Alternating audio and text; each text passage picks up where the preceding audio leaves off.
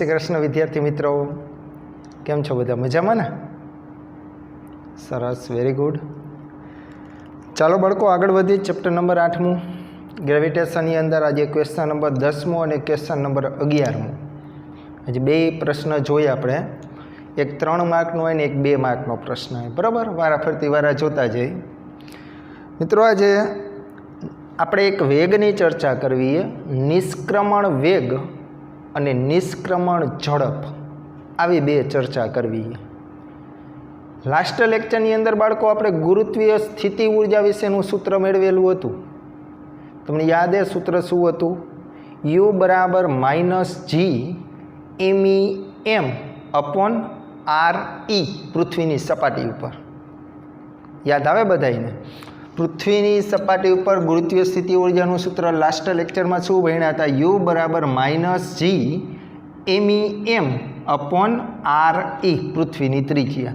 આ ગુરુત્વીય સ્થિતિ ઉર્જાનું સૂત્ર હતું, લાસ્ટ લેક્ચરની અંદર આપણે જોયેલું। તો બાળકો એ સૂત્રનો ઉપયોગ કરીને આપણે નિષ્ક્રમણ ઉર્જા સમજવી છે।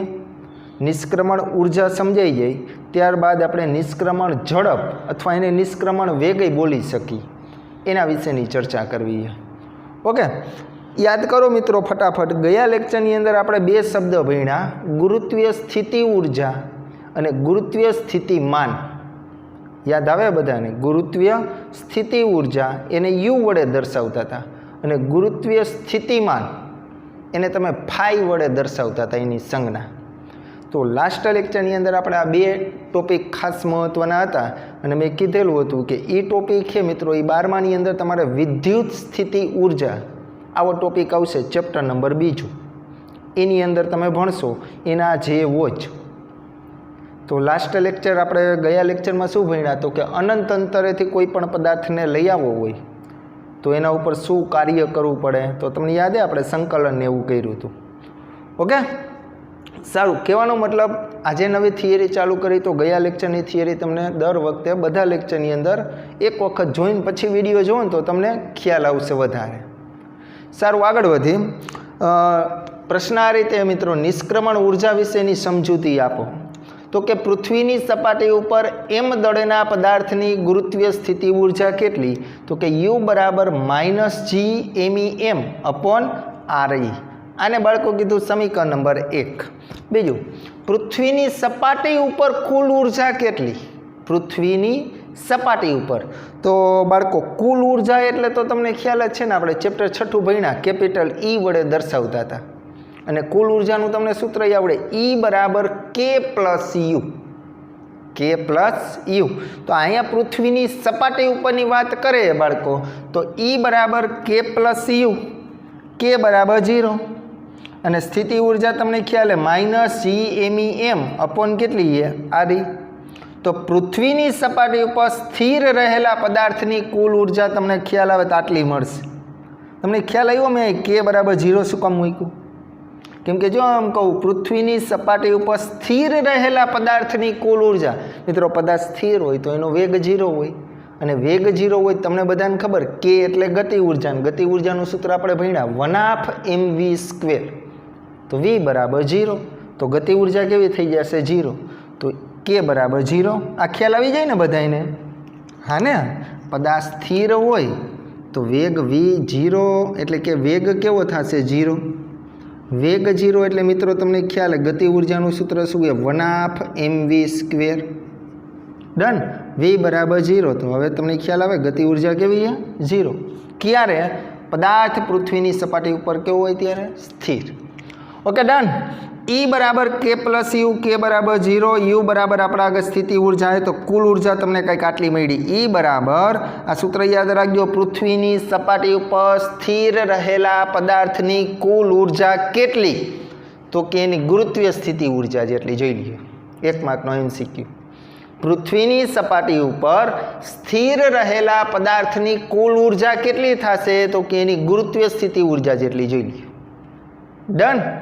હવે સમજો, હવે આ પૃથ્વીની સપાટી ઉપર રહેલા પદાર્થની કુલ ઉર્જા છે, કોઈ એક પદાર્થ છે પૃથ્વીની સપાટી ઉપર, એના ઉપર રહેલી આ કુલ ઉર્જા છે।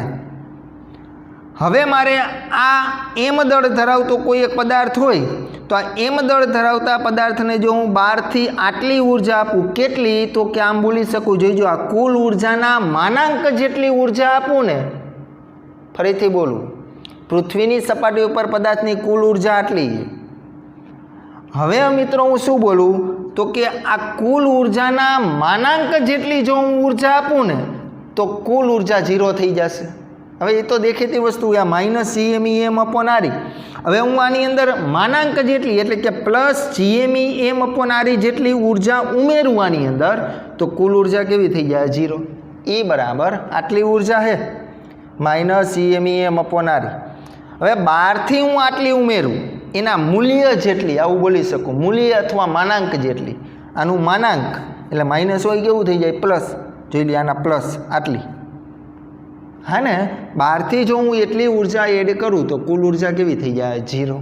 તો હવે સમજો, આમ પદાર્થની કુલ ઉર્જા શૂન્ય થાય તો પદાર્થ કાયમ માટે ગુરુત્વ ક્ષેત્રની બહાર જતો રહે છે અને આ ઉર્જાને જ બાળકો નિષ્ક્રમણ ઉર્જા કહે છે. સમજવા જેવી વસ્તુ હાવ હેલી એ. નિષ્ક્રમણ ઉર્જા એટલે શું? નિષ્ક્રમણ ઉર્જા એટલે શું? તો કે પદાર્થની કુલ ઉર્જાના માનાંક જેટલી જો ઉર્જા આપવામાં આવે, પદાર્થની કુલ ઉર્જાના માનાંક જેટલી ઉર્જા આપવામાં આવે તો પદાર્થની કુલ ઉર્જા કેવી થઈ જાય? 0. તો જ્યારે પદાર્થની કુલ ઉર્જા 0 થઈ જાય ત્યારે પદાર્થ ગુરુત્વ ક્ષેત્ર છોડીને કેવા અંતરે વહી જાય છે? અનંત અંતરે વહી જાય. તો મિત્રો આવી ઉર્જાને જ કેવી ઉર્જા કહેવાય? નિષ્ક્રમણ ઉર્જા. વ્યાખ્યા મારે આપી હોય તો આ રીતે આપી શકું, કોઈ પણ પદાર્થને પૃથ્વીના ગુરુત્વ ક્ષેત્રમાંથી, કોઈ પણ પદાર્થને પૃથ્વીના ગુરુત્વ ક્ષેત્રમાંથી બહાર મોકલવા માટે આપવી પડતી લઘુત્તમ ઉર્જાને નિષ્ક્રમણ ઉર્જા કહે છે. આ પૃથ્વીની સપાટી ઉપર બાળકો માર્કર આવેલી છે. જો હું આની કુલ ઉર્જાના માનાંક જેટલી ઉર્જા આપું ને તો આ પદાર્થ પૃથ્વીના ગુરુત્વ ક્ષેત્રમાંથી છટકીને અનંત અંતરે વહી જાય. તો જે માનાંક જેટલી તમે ઉર્જા આપો ને બાળકો, એ ઉર્જાને જ નિષ્ક્રમણ ઉર્જા કહેવાય. તો હવે આની અંદર હું તમને એમ કહું, નિષ્ક્રમણ ઉર્જાનું સૂત્ર શું? નિષ્ક્રમણ ઉર્જાનું સૂત્ર શું? આવો પ્રશ્ન કરું તમને, આપણે દાખલા ગણશી. તો હવે હું અહીં લખવું, સમજજો. નિષ્ક્રમણ ઉર્જા એનું સૂત્ર શું થાય તો તમને ખ્યાલ આવે તો આવું આવે, GMEM અપોન RE. આ મગજમાં નાખજો. આ નિષ્ક્રમણ ઉર્જાનું સૂત્ર આમાં ક્યાંય લખ્યું નથી, પણ તમને વ્યાખ્યા ઉપરથી બનાવતા આવડવું જોઈએ. કોઈ પણ પદાર્થને પૃથ્વીના ગુરુત્વ ક્ષેત્રમાંથી બહાર મોકલવા માટે આપવી પડતી લઘુત્તમ ઉર્જાને, કઈ લઘુત્તમ ઉર્જા? તો કે સાહેબ કુલ ઉર્જા આટલી હતી, એના માનાંક જેટલી, એટલે કે આ minus GMEM plus GMEM upon RE જેટલી ઉર્જા આપી તો પદાર્થ અનંત અંતરે વહી જાય. તો આજી મેળવીને આને કહેવાય નિષ્ક્રમણ ઉર્જા. ખ્યાલ આવ્યો? તો આના ઉપરથી 3 લીટી બોલું. પૃથ્વીની સપાટી ઉપર જ્યારે પદાર્થ સ્થિર હોય ને ત્યારે ગતિ ઉર્જા 0, ત્યારે ગુરુત્વીય સ્થિતિ ઉર્જા કેટલી? તો કે માઇનસ GMEM અપોન RE સ્થિતિ ઉર્જા. અને ત્યારે હું એમ કહું નિષ્ક્રમણ ઉર્જા કેટલી? તો કે plus GMEM upon RE, plus GMEM upon RE. તો સિમ્પલ વસ્તુ છે, આવડશે તો બાળકો આ 2 માર્કની અથવા 3 માર્કની થિયરી પૂછી શકે. ખાસ મિત્રો પરીક્ષા માટે મહત્ત્વની, MCQ માટે ખાસ ઉપયોગી. આ થિયરીની અંદર કંઈ કર્યું જ નથી, તમે ખાલી સિમ્પલ સૂત્ર યાદ કરો ને તો આની અંદર આવડતું જાય. ગુરુત્વીય સ્થિતિ ઉર્જાનું સૂત્ર આવડ્યું, કુલ ઉર્જાનું સૂત્ર આવડે, સ્થિર એટલે ગતિ ઉર્જા 0, તો કુલ ઉર્જા મળી. મિત્રો આના માનાંક જેટલી ઉર્જા આપો તો કુલ ઉર્જા 0 થઈ જાય. આપવી પડતી આ માનાંક જેટલી ઉર્જાને જ બાળકો નિષ્ક્રમણ ઉર્જા કહેવાય. બસ આટલી જ વાત, પૂરું. ડન? ઓકે. ત્યારબાદ મારે મિત્રો બીજો ક્વેશ્ચન નંબર 11મો ભણાવો. નિષ્ક્રમણ વેગ વિશેની ચર્ચા કરો. કયો વેગ? નિષ્ક્રમણ વેગય બોલાય અથવા નિષ્ક્રમણ ઝડપય બોલી શકો, કેમ કે વેગ અને ઝડપ તમને આમ ખ્યાલ જ છે, બંનેના એકમ સમાને, પારિમાણિક સૂત્ર સમાને, હા ને. તો નિષ્ક્રમણ વેગ વિશેની માહિતી આપો. હવે સમજો, તો કે પદાર્થને પૃથ્વીના ગુરુત્વ ક્ષેત્રની બહાર, આપણે હમણાં ભણ્યા નિષ્ક્રમણ ઝડપ, આમાં શું કહીએ, પદાર્થને પૃથ્વીના ગુરુત્વ ક્ષેત્રની બહાર લઈ જવા માટે આપવી પડતી ઉર્જા ગતિ ઉર્જા સ્વરૂપે હોય છે. આ સમજવા જેવું. પદાર્થને પૃથ્વીના ગુરુત્વ ક્ષેત્રમાંથી મિત્રો બહાર લઈ જવો હોય તો આ આપવી પડતી ઉર્જા ગતિ ઉર્જા સ્વરૂપે હોય. અને ત્યારે બાળકો એનો વેગ v0 જેટલો હશે. કેટલો વેગ હશે? v0 જેટલો. તો આ ગતિ ઉર્જા ઇક્વલ ટુ શું લખાય મિત્રો? નિષ્ક્રમણ ઉર્જા. ફાવે ને આવું બધાને? ઓકે. ત્યારબાદ આ ગતિ ઉર્જા બરાબર શું લખ્યું છે? નિષ્ક્રમણ ઉર્જા. તો તમને બધાને ખ્યાલ છે ગતિ ઉર્જાનું સૂત્ર શું છે? 1/2mv0² અને નિષ્ક્રમણ ઉર્જાનું સૂત્ર શું છે? Gmem/re. હમણાં જ આપણે જોયેલું. આ તો જો બાળકો, ગતિ ઉર્જા બરાબર નિષ્ક્રમણ ઉર્જા. ગતિ ઉર્જાની ફોર્મ્યુલા તમને આવડે 1/2mv0². Okay, done. અને બાળકો નિષ્ક્રમણ ઉર્જા એટલે શું? તો કે હમણાં જોયું સૂત્ર સાહેબ, Gmem/re. રેડી? હવે જો એમ તો કેન્સલ થઈ ગયા, જે તે પદાર્થનું દળ હોય એ તો કેન્સલ થઈ ગયા. હવે v0² અહીંયા રાખું મિત્રો, બગડો અહીંયા ગુણાકારમાં જવા દઉં તો 2Gme/re. હવે બંને બાજુ વર્ગમૂળ લઈ લો તો v0² નું થઈ જાય v, અને આ લબાચો વહી ગયો રૂટની અંદર. રેડી? ઓકે. બીજું હવે મિત્રો ખાલી આ વસ્તુ સમજવા માટે એટલે થિયરીનો જ કન્સેપ્ટ છે, પણ બે રીતે તમે સમજી શકો. જો બાળકો, ગુરુત્વ પ્રવેગનું સૂત્ર તમને આવડે, G = Gme/re². આમાંથી મેં Gme ને કરતા કર્યા તો આ બંનેનો થયો ગુણાકાર, આ બંનેનો. રેડી? હવે આ Gmeનું જવાબ આવ્યું, આ બરાબર સ્મોલ g re², એ આ Gmeની જગ્યાએ મૂકી દો આમાં રૂટમાં, તો આવું આવશે 2G re²/re. re મિત્રો શું થઈ ગયા? કેન્સલ. તો રૂટમાં શું આવ્યું? 2G re. હવે જોઈજો, આ v0 એટલે શું એ ખ્યાલ હે ને? ભૂલી ના જતા. નિષ્ક્રમણ વેગ. નિષ્ક્રમણ વેગ. ડન. હવે મિત્રો જો, બગડાની કિંમત જાણીતી, જીનું મૂલ્ય પૃથ્વીની સપાટી ઉપર 9.8 છે, પૃથ્વીની ત્રિજ્યા તમને આવડે છે કેટલી છે? 6400 કિલોમીટર. આ બધાની કિંમત મેં આમાં મૂકી દીધી. જો બગડો એમણે G = 9.8, re = 6400 કિલોમીટર. કિલોમીટરમાંથી કેમાં વહી ગયો? મીટર. એટલે 10⁻3. મિત્રો આનું તમે સાદું રૂપ આપશો ને એટલે નિષ્ક્રમણ વેગ આટલો મળશે. પૃથ્વીની સપાટી ઉપર નિષ્ક્રમણ વેગનું મૂલ્ય કેટલું? 1 માર્કનો MCQ. 11,200 મીટર પ્રતિ સેકન્ડ. એને કિલોમીટરમાં કન્વર્ટ કરો. આવડશે ને બધાને? તો ભાંગા કેટલા કરવાના? 1000. તો 11 પોઈન્ટ કેટલા આવશે? 2. હવે હું તમને એમ કહેતો હતો, આ વસ્તુ તમે ન કરો, આ કાંઈ ન મૂકો, ડાયરેક્ટ જ તમે મિત્રો આ v0 હે સમજો, આ કાંઈ કરવું જ નથી. આ વસ્તુ આપી છે ને, આ બધી ભૂલી જાઓ. આટલી તમે અહીંથી ડાયરેક્ટ આ જવાબ મેળવી શકો. કઈ રીતે? તો કે સાહેબ 2m g એટલે તમને ખ્યાલ છે 6.67. આને તમે આ રીતે લખી શકો, v0 બરાબર રૂટમાં જોઈ જુઓ મિત્રો 2m. જીની કિંમત કેટલી? 6.67 ગુણ્યા 10⁻11. Okay, done. ગુણ્યા એમી એટલે મિત્રો માસ ઓફ અર્થ, પૃથ્વીનું દળ કેટલું? તો કે 6 ગુણ્યા 10⁻24 આટલું દળ છે. છેદમાં પૃથ્વીની ત્રિજ્યા તો કે 6400 કિલોમીટર, એટલે 6400 ગુણ્યા 10⁻3. બાળકો આનું તમે સાદું રૂપ આપશો ને એટલે આ જ જવાબ આવશે. ચેક કરજો, આ જ જવાબ આવશે. 11 મીટરમાં આટલો આવશે, પછી કન્વર્ટ કરજો કિલોમીટરમાં આટલો. હા ને? તો તમે પરીક્ષાની અંદર થિયરી લખતા હોય, આ વસ્તુ ન કરવી હોય તમારે, તો તમે ડાયરેક્ટ આમાં કિંમત મૂકી શકો ને આન્સર આવી શકે. થિયરી લખો ત્યારે. તો સહેલી જ વસ્તુ એ નિષ્ક્રમણ ઝડપ એટલે શું ખ્યાલ આવ્યો? નિષ્ક્રમણ વેગ અથવા ઝડપ G કયો એ ખ્યાલ આવે ને? પદાર્થને પૃથ્વીના ગુરુત્વ ક્ષેત્રની બહાર લઈ જવા માટે આપવી પડતી ઉર્જા ગતિ ઉર્જા સ્વરૂપે હોય છે. તો ગતિ ઉર્જા બરાબર નિષ્ક્રમણ ઉર્જા. ગતિ ઉર્જાની ફોર્મ્યુલા આવડે, નિષ્ક્રમણ ઉર્જાની ફોર્મ્યુલા આવડે, એમ કેન્સલ થઈ ગયા. તો v0² બરાબર આવું કંઈક, બંને બાજુ સ્ક્વેર વર્ગમૂળ લઈ લીધું, કિંમત મૂકી દો તો આટલું મળી ગયું.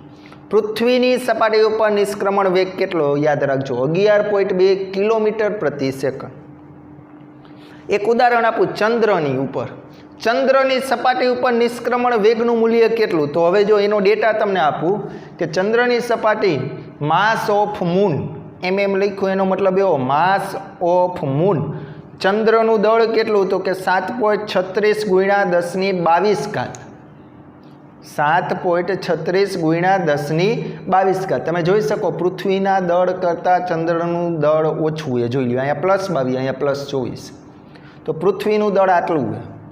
ચંદ્રની ત્રિજ્યા માસ of moon of radius of moon અથવા મૂન ઓફ રેડિયસ. ચંદ્રની ત્રિજ્યા કેટલી? 1836 કિલોમીટર. જ્યારે પૃથ્વીની ત્રિજ્યા તમને ખ્યાલ હોય 6400 કિલોમીટર. હા ને? તો તમને આ બે ડેટા આપી દીધો હે.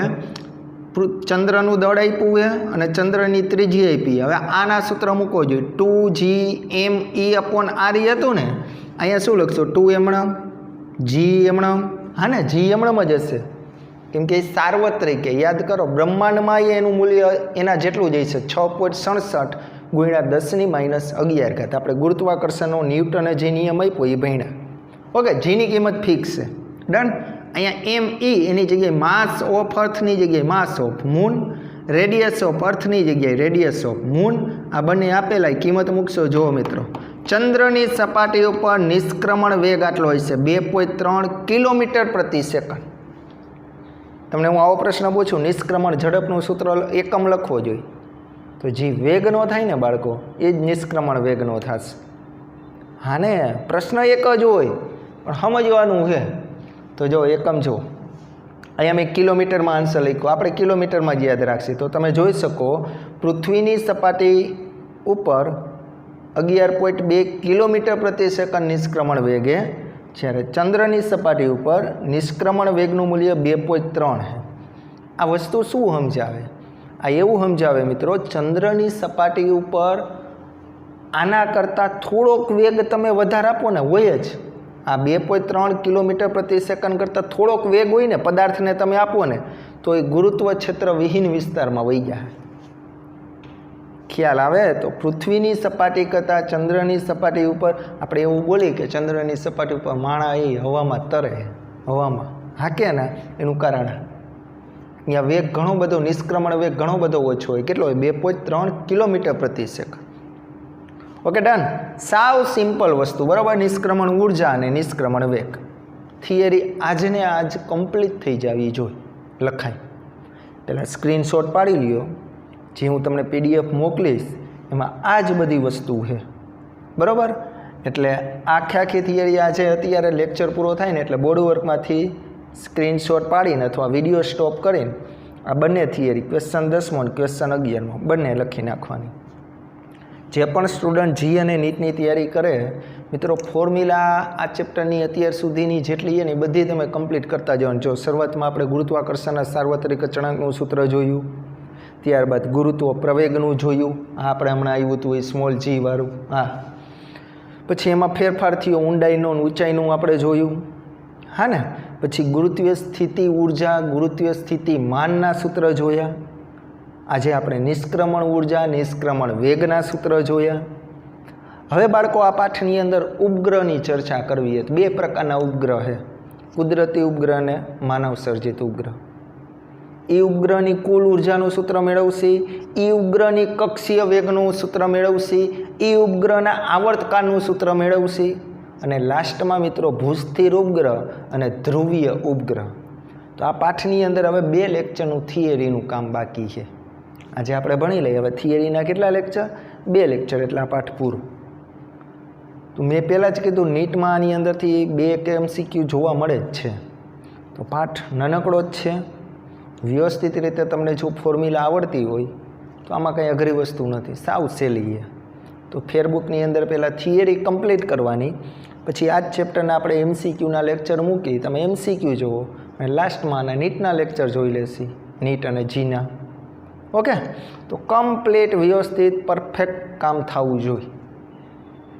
જો મિત્રો વિડીયો જોઈને કાંઈ તમને આવડી નથી જવાનું, તમે વાંહે ફોલોઅપ વર્ક કરશો ને તો અને તો જ તમને ખ્યાલ આવશે. હું એમ નથી કહેતો કે અહીંયા ભણાવી તમને બધું આવડી જ જવાનું, પણ અમે આવી અપેક્ષા રાખી શકીએ કે 100% અહીંયા ભણાવી એમાંથી તમને 50-60% આવડી જવું જોઈએ. કેમ કે જે વર્ક ક્લાસરૂમની અંદર થાય એ તમે અત્યારે ઘરે લર્નિંગ કરો તો એટલું તો ન થાય, પણ છતાંય તમારું આઈક્યુ સારું હોય તો થાય. પણ પહેલેથી આપણે કહેતા આવીને હજી કહી કે તમે વિડીયો જુઓ ને ત્યારે આજુબાજુમાં ઘોંઘાટ ન હોય જોઈએ, બને ત્યાં સુધી હેન્ડસ્ફ્રીનો ઉપયોગ કરો. વિડીયો જોતા જાઓ, હાથમાં બુક અને પેન હોવી જોઈએ. ખ્યાલ આવે? આ તો મોબાઈલ હાથમાં હોય, આમાં મોઢા કરતા હોય તો એમ તો ટાઈમ પાસ જ થશે. હા ને, એટલે કામ જ્યારે કરવા બેસો ને ત્યારે પરફેક્ટ મિત્રો એમાં પૂરતું ધ્યાન, જે તે કામ જ્યારે એવું જરૂરી નથી આખો દી વાંચ જ કરો. બહેનો હોય તો બહેનોને સિરિયલ આવે તો જોઈ લેવાની, કાંઈ વાંધો નહીં. ભાઈઓને અત્યારે આઈપીએલ હાલતો હશે, હા ને, પછી 2 મેચ હોય તો બપોરે બેસી જાય ને સાંજે સાહેબ તમે નહોતું કીધું આઈપીએલ જોવાનું. એટલે મારો કહેવાનો મતલબ, હા ને, તમને ટાઈમ એડજસ્ટ કરતાં આવડવો જોઈએ. પહેલું કામ આપણું આ છે. ભણવાની સાથે સાથે કાંઈ વાંધો નહીં, એન્જોય જરૂર છે, પણ હવે આઈપીએલ જોતા હોય ત્યારે હાથમાં ચોપડો હોય અને આ હાલતું હોય ત્યારે મગજમાં આઈપીએલના સ્કોરની વાત હાલતી હોય તો બે બગડવાનું જ છે. કાં હાલતું હોય ત્યારે સિરિયલમાં વિચારતા હોય કે આ જામ નહીં નામ થવાનું, હા ને, તો એમ કામ નહીં થાય. પરફેક્ટ કામ કરો. અમારું કામ તો જો અમે જે ક્લાસમાં તમને સ્ટડી કરાવતા ને એટલું જ કામ, એના કરતાં અત્યારે જાજુ કામ કરવું પડે, હા ને, ખ્યાલ આવે? તો આમાં અમુકની જાજી મહેનત પડે વિડીયોમાં, ઓલું ક્લાસરૂમની અંદર ડબલ કામ થાય અમારે. એટલે જે પરિસ્થિતિ એ અનુકૂળ રહીને આપણે કામ કરવાનું જ છે, બરાબર? તો મહેરબાની કરીને બાળકો વ્યવસ્થિત રીતે કમ્પ્લીટ થતું જવું જોઈએ, બરાબર? જ્યાં પણ ડિફિકલ્ટી હોય રાઉન્ડ કરો. ઘણા બધા ક્વેશ્ચન આવે, બને ત્યાં સુધી આન્સર આપી જ છીએ, પણ ક્યારેક ટાઈમના સંજોગે ન આપી શકાય તો ઉપાધિ નહીં કરવાની. તમે કાંઈક પણ વસ્તુ પૂછો તો અમુક વસ્તુ એવી હોય કે મેસેજની અંદર તમને રિપ્લાય આપી ન શકી, સમજાવી ના શકી. એટલે એનો મતલબ એવો નથી કે સાહેબને કાંઈ કરાવવું નથી. ખ્યાલ આવે? અમુક મર્યાદા હોય. કહેવાનો મતલબ જો તમારે 11મા વાળા 12મા વાળા આ બધા સ્ટુડન્ટ 500 600 700 જેવા સ્ટુડન્ટ થાય, આ બધાને આ રીતે આખો દી મોબાઈલ લઈને આન્સર આપ્યું તો આ બધું કામ ઘણું બધું વધી જાય. એટલે કહેવાનો મતલબ કાંઈ વાંધો નહીં, આપણું નિરાકરણ થઈ જશે. સ્કૂલ ખુલશે, આપણા આગળ ઘણો બધો ટાઈમ છે, રાઉન્ડ ઓફ કરતા જાઓ, આપણે પરફેક્ટ આવો ત્યારે કરાવી દેશે. ઓકે? બાકી બી હેપી રહીને, બરાબર, આનંદમાં રહીને કામ કરો, પરફેક્ટ. ભણવા ટાણે ભણવા બેસી જવાનું, બસ વાત પૂરી. ઓકે, સારું, આજે આટલું રાખશી, બરાબર? આ બંને થિયરી વ્યવસ્થિત થઈ જવી જોઈએ. સારું, એક કોયડો પૂછવું આજે, બરાબર?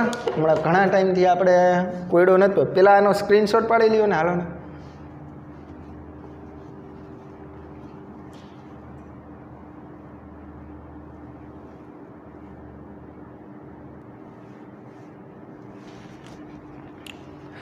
ચાલો, રેડી? ઓકે,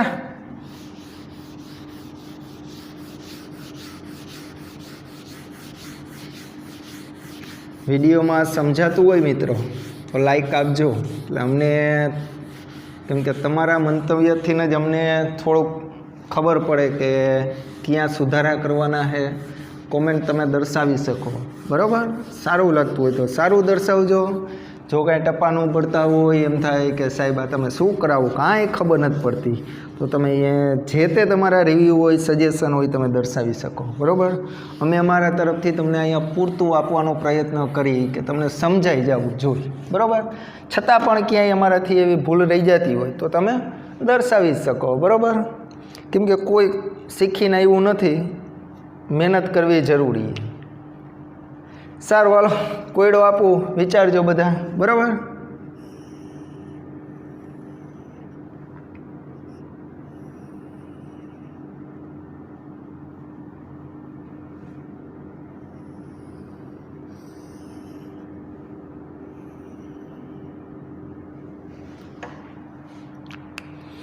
આ રીતે કંઈક છે મિત્રો.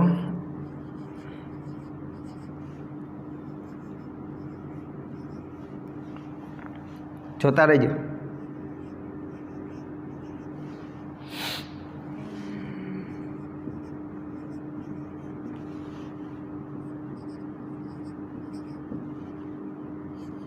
હાલો અહીંયા કંઈક ક્વેશ્ચન માર્ક આપણે અત્યારે આની સોલ્યુશન કરશે ને અમુક ને પછી આ બે થિયરી ભૂલી જાય હું આનો આન્સર નહીં આપું ને તો કોમેન્ટ દર્શાવે ને અમુક પાછા વોટ્સઅપ કરે સાહેબ સાચો હોય જોઈ દો તો આમ તો કોઈ દી એનું લેસન સાચું એ ખોટું ચેક કરવા આપે ને આમાં વળી સાચું ખોટું એવો પ્રશ્ન કરે વળી સાબિતી માગ્યો કે સાહેબ એ કેમ થયું એ તમે કી ઓમાં કોઈ દી પ્રશ્ન જ ન આવે નિષ્ક્રમણ ઝડપ તો હા સાહેબ એ હોય જ કોયડામાં જવાબમાં આવે ભાઈ એ સારી વસ્તુ હોય કોયડા સોલ્વ કરવાય બરાબર સારું હાલો વિચારો ફટાફટ અહીંયા 300, 899, 220, 659, 150 અહીંયા શું આવે એ વિચાર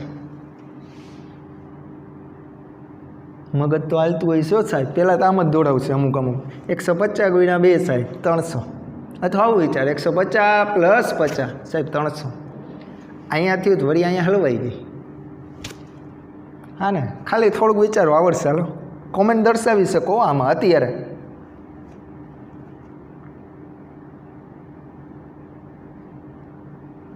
વિચારો હાલો ફટાફટ કહી દો સારું હાલો કહી દઈશ તો આવડશે બાળકો અહીંયા 300 હોય ને એને ગુણ્યા 3 કરું તો કેટલા થયા 900 થયા એમાંથી એક બાદ કરું તો કેટલા આવશે 899 આવશે જોઈ લઈએ રેડી હવે આ જે આના ઉપરથી આ જવાબ હું લઈ આવ્યો હવે એ પાછો બધામાં આવું જ થવું જોઈએ અહીંયા મિત્રો કેટલા 220 ગુણ્યા હું 3 કરું 220 ગુણ્યા કેટલા કરું 3 તો તમને ખબર 660 થશે હવે અહીંયા જેમ એકને બાદ કર્યો તો અહીંયા એકને બાદ કરું બોલો કેટલા આવ્યા 659 જોઈ લઈએ ખ્યાલ આવે 220માંથી આ કેમ આવ્યા 300માંથી આ કેમ આવ્યા હવે તમને આવડી ગયું હાલો બોલી જ જાઓ ત્યાં તો કોમેન્ટમાં જવાબ આવવા માંડ્યો હોય છે 150 ગુણ્યા 3 450 રેડી એક બાદ કરી નાખો બોલી જાઓ 449 આન્સર ઓકે ડન સારું મિત્રો આજે આટલું રાખશે આવતા લેક્ચરની અંદર થિયરીમાં ઉપગ્રહની ચર્ચા કરશે બરાબર સારું હાલો બધા વિદ્યાર્થી મિત્રોને જય Shri Krishna take care have a nice day